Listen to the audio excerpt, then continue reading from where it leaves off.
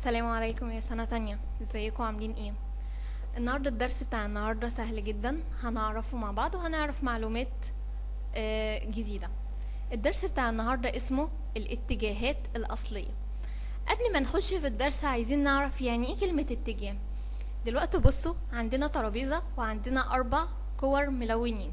طيب الترابيزة ديت لو انا سألت الكرة الصفراء موجودة فين، هتقولولي موجودة فوق الترابيزة. طيب الكرة البامبا موجودة فين؟ تحت الترابيزة. طيب الكرة الحمراء موجودة فين؟ في اليمين. طيب والخضراء في الشمال. طيب احنا عايشين في بلد اسمها ايه؟ بلد اسمها مصر. طيب احنا عايزين نعرف ايه اللي فوق مصر وايه اللي تحت مصر وايه عند مصر في اليمين وايه عند مصر في الشمال. طيب ايه رأيكم تيجوا نغير فوق وتحت ويمين وشمال؟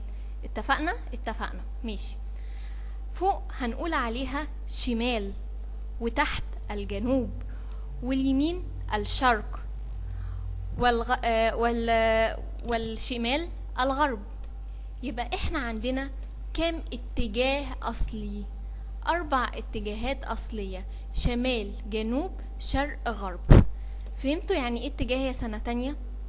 يبقى نقول تاني، يوجد 4 اتجاهات اصلية: شمال، جنوب، شرق، غرب. طيب عايزين نعرف في الشمال، في شمال مصر موجود ايه؟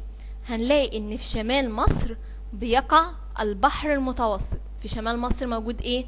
البحر المتوسط. طيب في الجنوب، جنوب مصر موجود ايه؟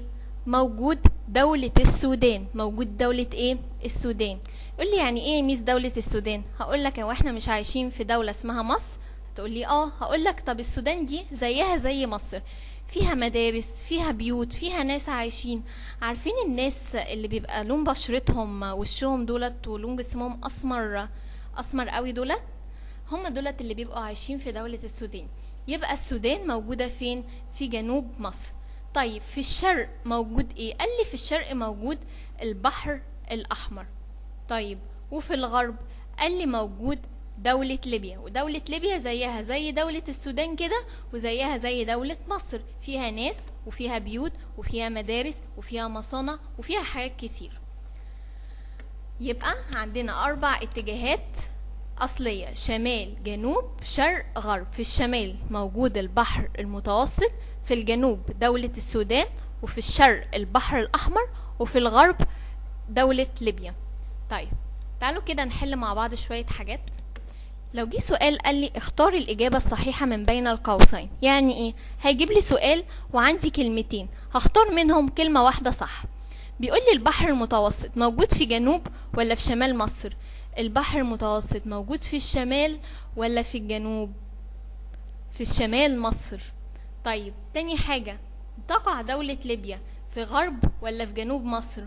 في غرب ولا في جنوب مصر؟ دولة ليبيا في غرب مصر.